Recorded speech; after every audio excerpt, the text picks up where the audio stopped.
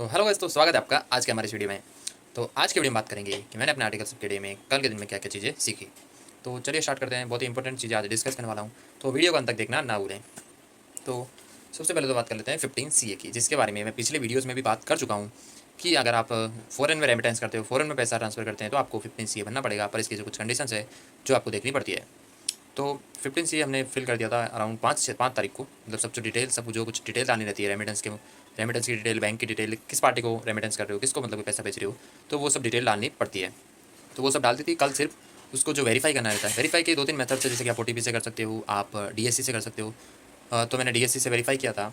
तो उसमें आपको 2 चीज़ों का ध्यान रखना पड़ता है कि आप जब भी वेरीफाई करते हो तो आपको जिस दिन में आप वेरीफाई कर रहे हो तो उस दिन की डेट डाल देनी है, डेट ऑफ रेमिटेंस में। और आपको अमाउंट भी कन्वर्जन अमाउंट वही दिन का डालना है। मतलब कन्वर्जन अमाउंट को थोड़ा चेंज करना पड़ेगा, क्योंकि जैसे कि मैंने 5 अगस्त को भरा, तो 5 अगस्त को कन्वर्जन अमाउंट डिफरेंट होगा US डॉलर का, या तो किसी भी आपको जो भी करेंसी आपके इनवॉइस में है तो उसका उस दिन का अमाउंट डिफरेंट होगा। और जिस दिन मैंने वेरीफाई किया उस दिन का अमाउंट डिफरेंट होगा, तो आपको अमाउंट इसमें जाके चेंज करना पड़ेगा।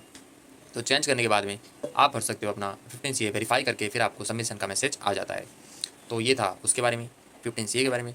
और 43B की अगर सीट की बात करूँ तो 43B सीट, जो जैसे कि पिछली बार मैं डिस्कस किया था पिछली वीडियो में कि 43B सीट बना रहा हूँ मैं, मतलब सीट का वेरीफाई कर रहा हूँ। 43B सीट क्या होता है कि जो 43BH का रूल आया नया कि MSME क्रेडिटर्स को आपको within due date payment करना होगा, तभी आपको डिडक्शन मिलेगा, नहीं तो आपको डिडक्शन नहीं मिल पाएगा। वो आपको जब पेमेंट करोगे एक्चुअल पेमेंट के बेसिस पर आपको डिडक्शन मिलेगा। तो वो था रूल।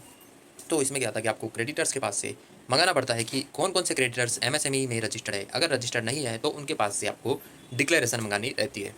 तो डिक्लेरेशन आप मंगा सकते हो। तो वही चेक करना था मेरे को कि किस किस के सर्टिफिकेट्स आए हैं, किस किस के डिक्लेरेशन आए हैं, और कौन है ऐसा क्रेडिटर जो पहले रजिस्टर्ड नहीं था और अभी रजिस्टर्ड हो गया है, तो उसका थोड़ा कंप्लाइंस चेंज करना पड़ता है। तो ये था। और थोड़े बहुत रूल्स भी आपके साथ शेयर कर देता हूँ जो मैंने कल देखे कि MSME उसको एप्लीकेबल नहीं होता जो ट्रेडर है, ट्रेडिंग एक्टिविटी करता है। जो मीडियम टाइप में कवर है उसको एप्लीकेबल नहीं होता। और जिस क्रेडिटर की कोई क्रेडिट बैलेंस नहीं है, मतलब कि उसका कोई क्लोजिंग बैलेंस नहीं है, उसको भी एप्लीकेबल नहीं होता। और इसमें एक ट्विस्ट वाला पॉइंट ये था कि अगर जैसे कि आपका इनवॉइस करंट ईयर में बना है और उसकी ड्यू डेट बन रही है अगले फाइनेंशियल ईयर की, और आप within due date payment कर देते हो, तो आपको वो डिडक्शन अगले साल नहीं बल्कि करंट ईयर में ही मिल जाएगा। तो डिडक्शन आप करंट ईयर में ही ले सकते हो। और ऐसा भी एक ट्विस्ट पॉइंट है कि ड्यू डेट करंट ईयर में ही है, पर आप ड्यू डेट के बाद में पेमेंट करते हो, पर करंट ईयर के विद इन करंट ईयर कर देते हो, तो आपको डिडक्शन मिल जाएगा।